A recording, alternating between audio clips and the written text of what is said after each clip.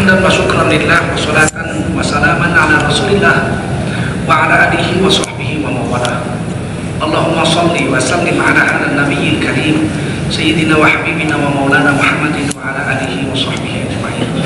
Amma ba'du, qala Allah ta'ala fi kitabihil karim, a'udzu billahi minasy syaithanir rajim.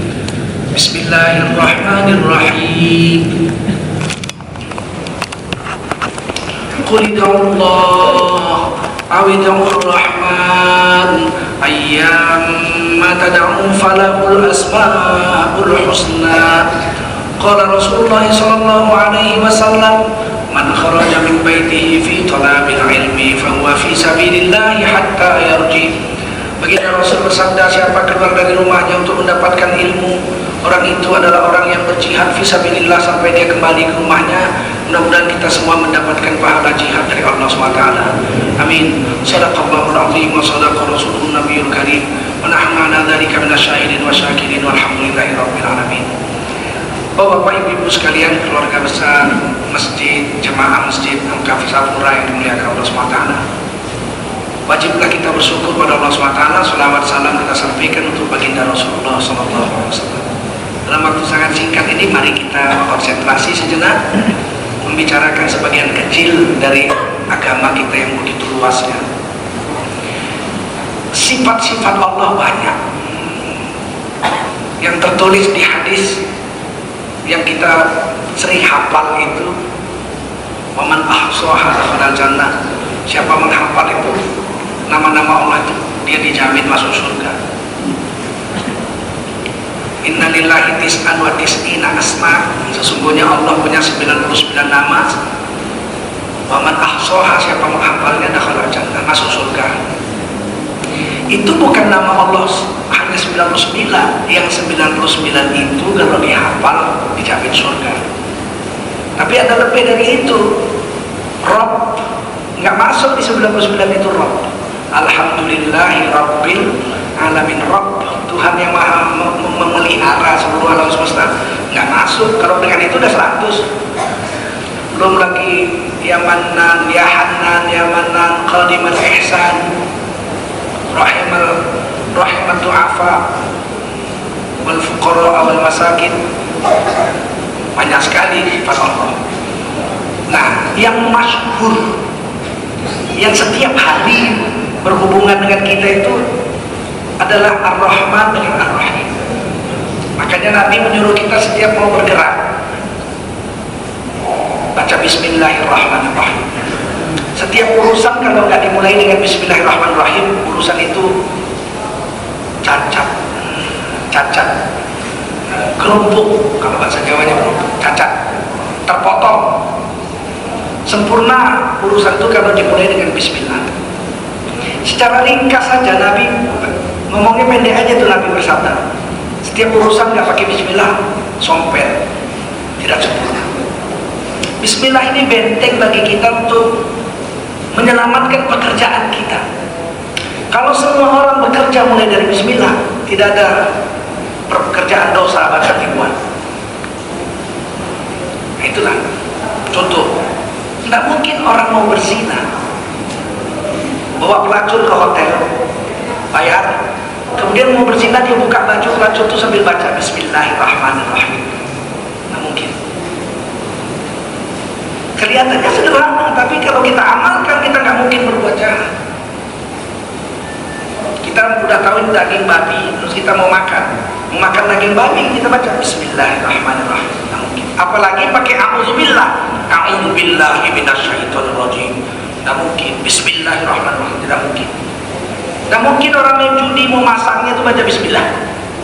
Dipasang nih main judi ini Bismillah, tidak mungkin. Jadi sederhana tapi sempurna pekerjaan manusia itu kalau itu dibawa. Tidak mungkin seorang pejabat mau menandatangani kwitansi palsu atau katakanlah proyek fiktif, kemudian dia waktu udah tahu dia proyek fiktif nih mau menipu negara, mencuri uang negara, dia baca a'udzubillahi minasyaitonir rajim Bismillahirrahmanirrahim. Tidak mungkin. Oleh karena itulah Allah itu yang banyak, itu yang dua ini dilengketkan dengan sifat zat Allah, ismu zat, sifat zat Allah itu satu, Allah. Yang lain namanya nama sifat. Kalau nama zat hanya satu, Allah. Nama yang lain nama sifat. Sifat melekat pada zat. Hebatnya nama Allah itu, Allahu itu, nama zat itu dibuang pun tulisannya tetap artinya Allah. Kalau kita tulis pakai huruf Latin A, L, L, A, H, dibaca Allah. Taruhlah kita kan udah terbiasa kita baca Allah. Tapi kalau dibuang satu hurufnya, A nya dihapus, itu jadi lah, nggak ada artinya. Hapus satu lagi L nya, lah, nggak ada artinya. Hapus L nya satu lagi jadi lebih nggak ada artinya. Dihapus A nya satu, tidak ada artinya. Tapi kalau Allah itu ditulis dengan huruf A, alif, lam, ha, Allah dibaca Allah. Hapus satu alifnya, tetap bisa dibaca orang. Lillahi, artinya bagi dia Allah. Hapus satu lamnya, bisa dibaca orang juga. Lahu, baginya Allah. Artinya nggak berubah. Dibuang lamnya satu lagi, dia Allah. Makanya rugi juga kita, tulisan kita tukar ya. Kita dulu orang Sumatera ini, orang Nusantara ini dari Campa, Kamboja sampai ke Papua Barat, sampai ke Papua, sampai ke Filipina, sampai ke Madagaskar, itu kita berbahasa Melayu dan tulisannya itu tulisan Arab, sehingga tidak hilang kemujizatan Al-Quran, itu gak hilang. Kalau kami orang Melayu menulis surat pakai huruf Jawi katanya itu, pekong, nggak hilang mujizatnya. Kalau saya mau tulis Alhamdulillah, Alhamdulillah, sembah sujud cucunda kepada nenek anda, Insya Allah hari Jumat depan cucunda akan pulang ke Medan, Insya Allah kita akan bertemu. Salam untuk keluarga di Medan. Wassalamualaikum warahmatullahi wabarakatuh. Nah, hilang kemujizatannya. Tapi kalau huruf Latin hilang semua ya. Bismillahirrahmanirrahim itu kalau ditulis pakai huruf Arab, Bismillah Ar-Rahman Ar-Rahim, semua katanya sempurna, Allahnya sempurna, Ar-Rahmannya sempurna, Ar-Rahimnya sempurna. Kalau tulis Latin Bismillahirrahmanirrahim, nggak ada kemujizatannya sih. Maka rugi besar kita hapuskan dulu huruf Melayu. Saya ingat saya SD masih belajar sampai kelas 3. Di kelas 4 huruf itu dibuang oleh Menteri PDK waktu itu, Menteri Pendidikan, sehingga anak-anak kita nggak lagi belajar huruf Melayu itu. Rugi besar dan tidak bisa baca Quran. Dulu semua orang bisa baca Quran. Orang Kristen pun bisa baca Quran karena belajar huruf Latin, huruf Melayu. Bisa menulis Melayu otomatis bisa baca Quran.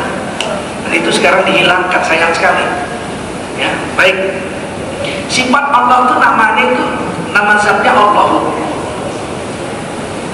Nama sifat yang dilengkapkan yang pertama Ar-Rahman. Apa itu Ar-Rahman? Maha pemurah. Maha pemurah. Ar-Rahim, Maha pengasih, penyayang. Kita sering salah terjemah Bismillahirrahmanirrahim dengan nama Allah yang Maha pengasih lagi Maha penyayang. Salah. Ar-Rahman bukan pengasih, Ar-Rahim penyayang iya. Tapi kalau Ar-Rahman pengasih, Ar-Rahim pengasih, penyayang, berarti sama dong Ar-Rahman dengan Ar-Rahim. Padahal nggak sama. Apa bedanya kasih dengan sayang, coba? Kasihilah sayang, sayangilah aku kasih. Mana bedanya coba? Sayangilah aku sayang, kasihilah aku sayang. Nah, mana bedanya? Sayangi aku kasih, kasihi aku sayang. Apa bedanya? Ini sayangku, ini kasihku. Apa bedanya? Tak ada bedanya. Padahal kasih dengan sayang itu tidak ada bedanya. Padahal Ar-Rahman dan Ar-Rahim berbeda jauh. Apakah Ar-Rahman? Para ulama ahli tafsir mengatakan Ar-Rahman itu pemurah. Orang kafir pun dikasih Allah. Dari pagi mabok sampai malam mabok, tidur dalam keadaan mabok, bangun pagi mabok lagi. Tetap aja dikasih Allah rezeki, punya anak, punya istri.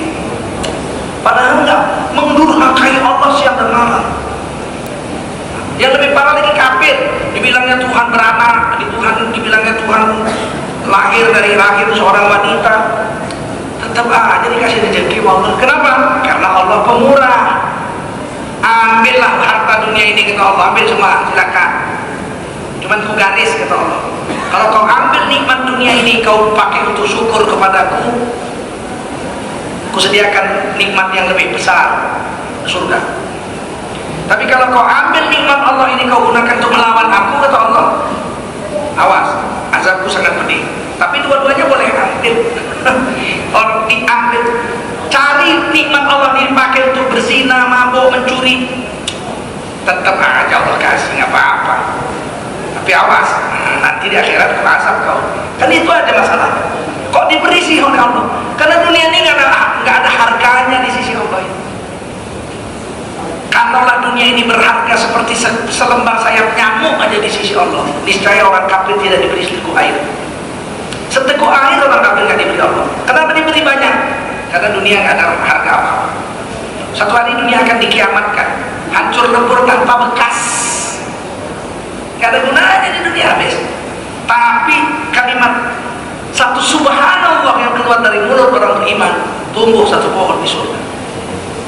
Orang yang mengucapkan la ilaha illallah akan masuk surga Allah, hidup sebahagia selama-lamanya dalam surga Allah. Orang yang punya seluruh dunia ini, dari lahir sampai raja, sampai mati jadi raja. Fir'aun lahir jadi pangeran, mati jadi raja. Seluruh orang Mesir sujud menyembah. Dia bilang ana rabbukumul a'la, aku adalah Tuhanmu yang mati. Tetap aja Allah beri sampai akhirnya mati. Begitu mati habis dia. Sampai situ aja lah Ar-Rahman itu. Sampai dunia ini aja itu Ar-Rahman. Begitu masuk kubur, yang berlaku adalah Ar-Rahim. Wa kana bil mu'minina rahima. Adalah Allah hanya sayang kepada orang yang beriman saja. Rahim. Allah nggak kasihan sama orang kafir yang tidak punya iman, walaupun dia nangis-nangis miliaran tahun di dalam neraka, minta dikeluarkan dari neraka itu. Allah nggak kasihan. Apa kata orang kafir dalam Quran? Saking sakitnya dalam neraka itu, wala yamutu fiha wala yahya. Di neraka itu hidup nggak mati, nggak setengah mati. Bayangin setengah mati, enak nggak? Kalau mati udah selesai kan?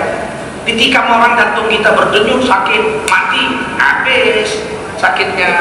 Ini enggak, di neraka itu wala yamutu fiha wala yahya. Di neraka itu hidup enggak mati, enggak setengah mati. Mereka minta sama Allah jadi apa? Wa yaqulul kafir ya laitani kuntu turaba.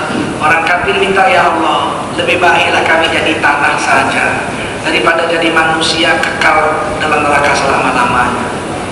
Pertanyaan, kenapa orang kafir di neraka minta jadi tanah? Kata ahli tafsir begini,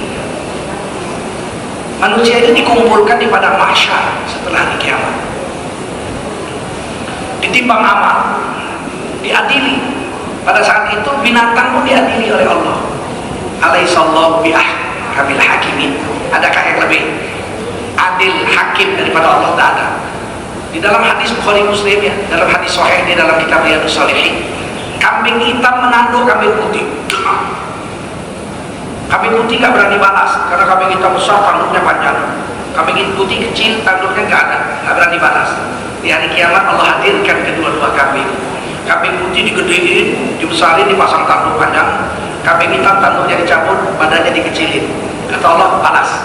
Maka kambing putih menanduk kambing hitam sebagaimana dulu dia ditanduk di dunia. Sama sakitnya. Kemudian dua-dua dijadikan oleh Allah menjadi tanah. Orang-orang kafir lihat, kambing jadi tanah. Di dunia ular makan kodok, di akhirat kodok makan ular. Habis itu dua-duanya jadi tanah. Orang kafir bilang, kodok jadi tanah, babi jadi tanah, kambing jadi tanah, semua jadi tanah. Tiba-tiba orang kafir tidak jadi tanah. Wasiqal ladzina kafaru ila jahannam zumara. Orang kafir digiring masuk neraka serombongan-serombongan. Wasiqal ladzina taqaw rabbahum ilal jannati zumara. Orang bertakwa digiring masuk surga serombongan. Yang bertakwa masuk surga semua, yang kafir masuk neraka semua. Tinggal yang di tengah. Takwa tidak, kafir tidak. Sholat juga, nyolong juga gitu. Ya. Begitu memang. Puasa juga, haji lagi. Tapi rekeningnya 105 miliar. Gajinya cuma 11 juta. Itu ajaib. Dagang apa sampai ratusan juta? Dagang narkoba. Saya ini pedagang juga. Dagang cincin. Susahnya bukan main dapat untung. Ini dagang sebentarnya kaya ratusan miliar. Dagang apa? Oh, di sana diperiksa. Ditimbang. Fa amma man sakulat mawazinuhu fa huwa fi 'ishatir radiyah wa amma man khaffat mawazinuhu fa ummuhu hawiyah wa ma adraka ma hiya narun hamiyah. Kalau ditimbang amal banyak baiknya, jahatnya ada tapi sedikit, masuk surga. Kalau ditimbang amal baiknya sedikit, jahatnya banyak, masuk neraka. Iman ada, bukan orang kafir dia. Imannya ada, dia sholat, dia puasa, tapi dia mencuri juga, dia berzina juga. Ditimbang amal, kalau banyak jahatnya, baiknya 50, baiknya 49, jahatnya 51, ya masuk neraka. Ada iman memang. Ajaibnya masuk surga, pintu surga terkunci. Hatta idza ja'uha wa futihat abwabuha.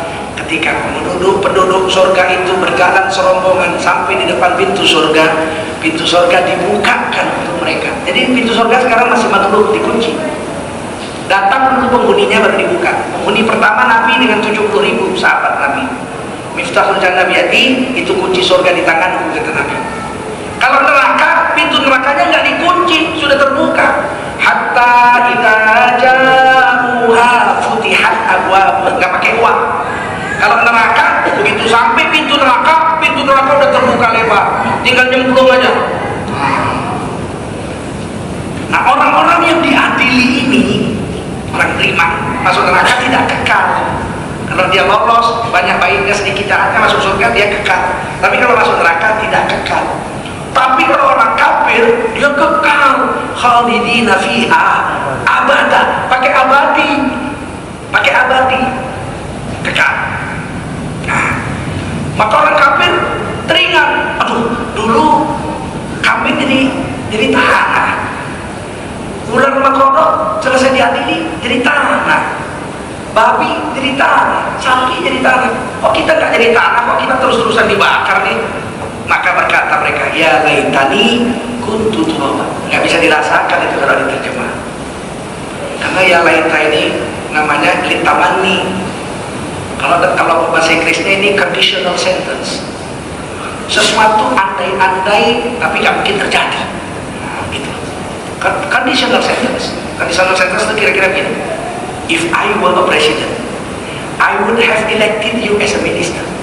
Seandainya aku presiden, Anda sudah saya angkat jadi menteri. Diangkat apa nggak jadi menteri? Enggak, saya bukan presiden, saya RT aja enggak. Enggak, itu andai-andai. Seandainya, gitu. Tapi tidak. Ya laitani itu litamani. Oh Tuhan, andai katalah kami jadi kambing.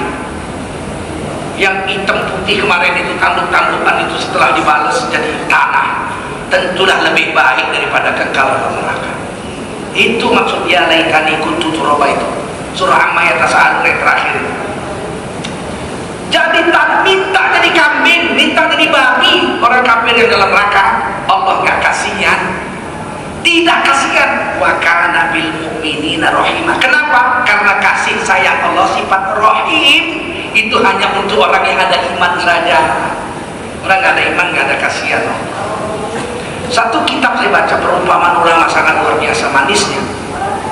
Seandainya lah bumi ini diisi jagung, berapa triliun jagung tuh ya. Bumi ini kan bulatnya 40.000 kilometer, sudah diukur. Saya nggak tahu cara mengukurnya, nggak tahu pakai tali rafia atau nggak tahu, pokoknya sudah diukur 40.000 kilometer bulatnya bola dunia ini. Andai kata diisi jagung, penuh jagung, Kemudian Allah berfirman kepada penduduk neraka yang kafir-kafir itu, kafir-kafir yang masuk neraka jahanam ini, kekal ini, kamu bisa keluar dari neraka dengan syarat jagung yang ada di bola dunia ini tak berapa triliun butir dipindahkan oleh seekor burung, jaraknya 500 tahun perjalanan. Jadi satu burung datang ambil satu butir jagung, terbang 500 tahun perjalanan, balik lagi 500 tahun, 1000 tahun, ambil lagi satu, terbang 500 tahun, balik lagi 500 tahun, 1000 tahun, ambil lagi satu. Untuk satu butir jagung perlu 1000 tahun terbang. Nanti kalau udah habis jagung di dalam bola dunia itu, kamu akan saya bebaskan dari neraka, masuk dalam surga. Mendengar kalimat itu, niscaya orang kafir akan tersenyum. Tapi itu pun tidak. Itulah litamani, andai-andai, itu pun tidak. Pintu neraka terbuka memang, dia baru ditutup ketika orang-orang beriman sudah keluar semua dari neraka. Selagi orang beriman masih ada dalam neraka, pintu neraka tidak pernah ditutup. Begitu orang terakhir yang beriman keluar, kata Nabi, orang terakhir yang beriman keluar memiliki iman sebesar zarrah. Ini hadis Bukhari Muslim. Akan diseleksi penduduk neraka itu yang punya iman. Barang siapa yang punya iman sebesar beras, dikeluarkan dari neraka, dimasukkan ke surga. Berapa miliar tahun kemudian diperiksa lagi. Ada yang punya iman nisfu min bur, separuh beras, masuk surga juga. Terakhir miskal dzarrah, punya iman sebesar atom, masuk surga. Apa amalnya yang sebesar atom? Apa amalnya? Ucap satu subhanallah, satu pohon tumbuh di surga. Sholat qobliyah subuh 2 rakaat khairum minad dunya wa ma fiha, 40.000 kilometer lebih bagus daripada seluruh dunia dan isi-isinya. 2 rakaat sebelum subuh. Berarti ini penduduk neraka yang beriman punya sebesar zarrah, dia apa amalnya kira-kira? Kalau dia pernah sholat sunat aja sebesar dunia, ngucap satu subhanallah aja, satu pohon tumbuh di surga. Pohonnya itu dikelilingi, batangnya itu oleh kuda tercepat selama 70 tahun, tidak selesai kuda itu mengelilinginya. Apa amalnya? Maka dalam akidah Ahlussunnah wal Jamaah, beriman itu cukup 2 dia, diucapkan dengan lidah, dibenarkan dengan hati. Asyhadu an la ilaha illallah wa asyhadu anna Muhammadar Rasulullah. Diucap dengan lidah, dibenarkan dengan hati, tiada Tuhan selain Allah, Nabi Muhammad utusan Allah. Imannya sah. Seandainya pun dia nggak beramal dengan tubuhnya, sah dia orang beriman. Di dalilnya, siapa punya amal sebesar zarrah, suatu hari akan keluar. Udah jelas lah orang itu tidak beriman. Kalau beramal apa? Sedekah 1 rupiah dibayar 700 kali ganda oleh Allah. Berapa banyak pahala kita dapat. Kenapa dia perlu beramal soleh? Kita bilang subhanallah, tunggu 1 pohon. Kalau dalam perjalanan 1 jam, dalam perjalanan naik bus kita zikir subhanallah 1000 kali, ada 1000 pohon untuk kita di sorga. Kalau kita punya utang di sorga, pasti suatu hari kita akan masuk ke sorga itu. Tapi kita nggak mau, malas. Diceritakan, oh ini KPK, oh ini Kapolri, rugi juga sebenarnya cerita itu. Ya rugi itu. Itu pertarungan politik saja itu. Pertarungan politik. Harusnya malu. Kalau saya punya rekening gendul, saya Ustadz Kiai, kalau saya punya tabungan 200 juta aja di bank, saya sudah malu sama Allah. Kenapa? Sebab tetangga saya banyak yang miskin gak makan. Bagaimana mungkin seorang ulama punya tabungan sampai 100 juta saja, sementara tetangga-tetangganya gak makan? Rasul bilang tidak beriman kamu. 3 kali diulang, tidak beriman kamu. Jika kamu tidur dalam keadaan kenyang, tetanggamu tidur dalam keadaan lapar. Mana mungkin kiai punya tabungan sampai ratusan juta? Tidak mungkin, karena terlalu banyak orang miskin. Kecuali dia menutup matanya, pura-pura nggak tahu. Banyak orang sekarang begitu, dimintai sumbangan lalu mintalah doa. Itu ucapan orang kafir itu. Wa idza qila lahum anfiqu mimma razaqakumullah, Yasin itu ya. Jika dikatakan kepada mereka orang kafir itu, sedekahkanlah sebagian dari harta yang diberikan Allah kepadamu. Apa jawabnya? Anut imu, haruskah kami memberi makan, memberi sedekah kepada orang yang sudah ditanggung Allah rezekinya?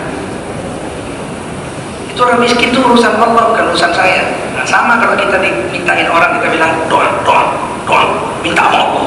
Kau kan tanggungan Allah, jangan minta sama aku. Begitu sama itu. Bedanya dikit aja tapi mirip itu, mirip. Baik, sampai sini.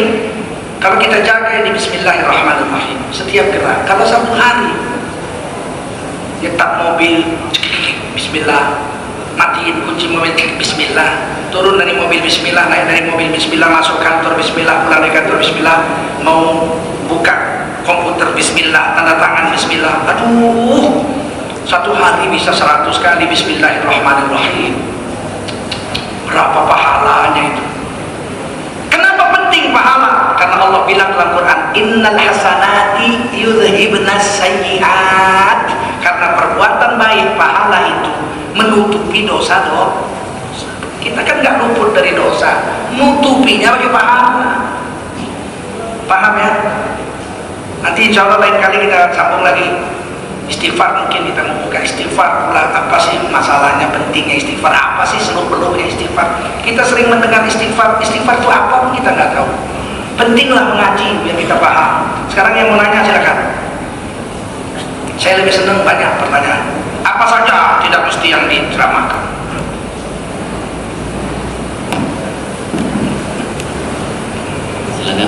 Silakan kamu. Dari para jemaah sekalian. Belum setengah jam. Silakan.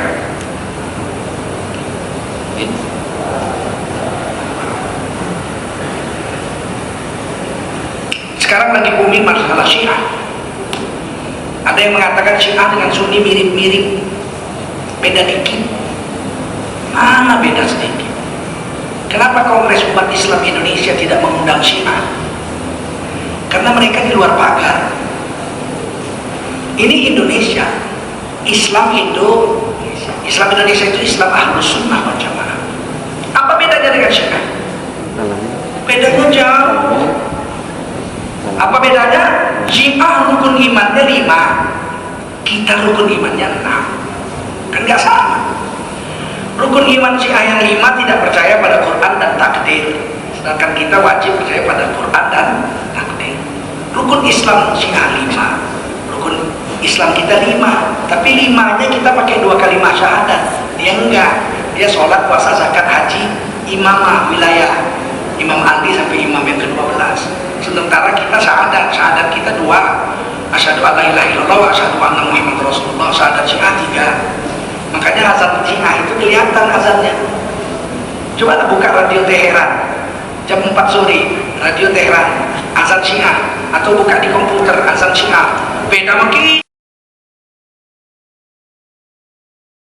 Khalifatullah beda, asal jeplak aja bilang sama. Oke, mau tanya. Assalamualaikum warahmatullahi wabarakatuh. Waalaikumsalam. Terkait dengan yang bisa disampaikan Asmaul Husna, bahwasanya kita kan beriman kepada Allah dengan segala sifat-sifatnya. Bila mana kita nggak tahu sifat Allah itu, apakah kita, terutama yang sifat wajib yang 20 itu, apakah kitanya juga dalam hal ini berdosa? Ya, kita ini harus tahu Allah, minimal Allah. Tahu itu sesembahan satu-satunya, minimal tahu itu. Udah itu apa lagi? 20 sifat wajib tahu itu, supaya iman kita nggak rusak. 20 sifat yang wajib, 20 sifat yang mustahil ada pada Allah. Satu sifat yang boleh ada, boleh nggak, jais. Kalau nggak tahu sifat 20 itu, wujud, qidam, baqa, mukhalafatul hadis, dan sifat-sifat mustahil, kita bisa ditipu sama PKI. Dulu waktu saya HMI training, Himpunan Mahasiswa Indonesia, pentrainingnya tanyanya begini, mungkinkah Allah, bisakah Allah, dapatkah Allah, mampukah Allah menciptakan sebuah batu besar yang besar sekali? Bisa. yang lebih besar dari Allah sampai Allah nggak kuat ngangkat? Ini kan pertanyaan PKI. Murid-murid yang lain bilang bisakah Allah menciptakan batu pisau yang lebih besar dari Allah? Bisa, sampai Allah nggak kuat ngangkatnya. Bisakah Allah begitu? Bingung, berantem lah satu kelas itu karena nggak belajar sifat batu. Saya bilang, abang senior pertanyaannya ngawur, marah. Dia bilang, jawab apa? Tanya ulang sama saya. Dapatkah Allah menciptakan batu? Bisa. Yang besar sekali? Bisa. Allah Maha Kuasa. Yang lebih besar dari Allah, buat apa? Buat kau nangkring di situ? Buat Allah nangkring di situ? Sehingga Allah kan kuat mengangkatnya? Mustahil. Mustahil. Allah tidak mampu. Nah, jadi ada sifat mustahilnya. Saya baca dalam satu kitab, Ibnu Taimiyah pun kepleset. Dia berkata dalam satu kitabnya begini, seandainya Allah naik ke atas sayap nyamuk, niscaya nyamuk itu mampu menerbangkan Allah kemana Allah mau. Karena Allah innahu ala kulli syai'in qadir. Saya jawab, buat apa Allah mau pergi kemana-mana naik nyamuk? Mustahil Allah naik nyamuk. Sifat mustahil itu penting. Sifat wajib juga penting. Gitu ya. Sayangnya sifat 20 itu sekarang mulai diserang. Katakan, wah itu nggak benar, itu sesat, itu kok sesat. Saya belajar dulu di Muhammadiyah SD. Guru-guru Muhammadiyah itu yang digelari Wahabi, Muhammadiyah itu dibilang Wahabi. Yang diajarkan sama saya sifat 20 itu. Sehingga anak-anak kecil di kampung-kampung apa itu wujud qidam baqa mukhalafatuhu lil hawadisi qiyamuhu bi nafsi wahdaniyah qudrah iradah. Luar biasa. Begitu supaya nggak ngawur. Dan ngawur karena Allah, Rasul sudah bilang satu hari nanti orang akan tanya kepadamu, siapa Allah? Sang Maha Pencipta. Siapa yang menciptakan Allah? Itu sampai begitu nanti. Makanya perlu belajar sifat Allah itu. Ya. Kalau sifat-sifat dasar sih kita udah tahu. Siapa Allah? Allah sesembahan kita, pencipta seluruh alam semesta. Apakah dia laki-laki atau perempuan? Jawab. Jawab. Dia tidak laki-laki dan dia tidak perempuan. Nah, apakah dia duduk? Maha suci Allah dari bertempat. Apakah Allah jalan-jalan?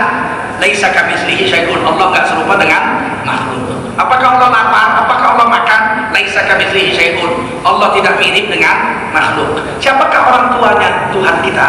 Walam yalid walam yulad walam yakul lahu kufuwan. Kita sebetulnya sudah tahu, cuma belum tersusun aja. Dan ini penting, Allah itu tidak mirip dengan apapun, tidak serupa dengan makhluk apapun. Sebab ada orang yang taat, rajin zikir, sesat juga, nggak ngerti sifat Allah. Dia zikir malam-malam puluhan ribu kali. Besok pagi dia bilang, tadi malam saya zikir puluhan ribu kali. Terus tiba-tiba, ya tiba-tiba kenapa? Tiba-tiba, iya kenapa? Tiba-tiba datang. Apa yang datang? Tuhan datang kepada sama setan. Yang lain.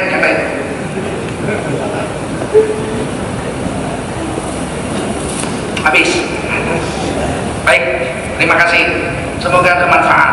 Ya, hujan pun sudah reda, kita mau nyambung kerja lagi. Mulailah dari hari ini setiap pekerja baca baca dokumen, baca bismillah, tanda tangan. Yang paling penting itu tanda tangan dokumen. Bacalah bismillah. Kalau kita disuruh kantor membelikan, nih kulkas kita rusak, beli kulkas, bacalah bismillah supaya kita enggak menaikkan harga. Itu oke. 2.900.000 kan, bikin 3.200.000. Yang 200 itu haram hukumnya. Kecuali kita bilang sama bos. Kalau bilang sama bos izin jadi halal. Bos, harganya sih 2.900.000. Tapi saya buat 3.200.000. Saya harap yang 300 lagi itu untuk saya bos, izin apa enggak? Kata bosnya, izin dunia akhirat halal. Tapi kalau enggak diomong haram. Tapi kalau bosnya memecat Anda, itu alhamdulillah. Berani enggak? Itu aja. Kalau Anda berani, kita berani. Insya Allah, percayalah, rezeki sedikit barokah. asal halal daripada banyak tapi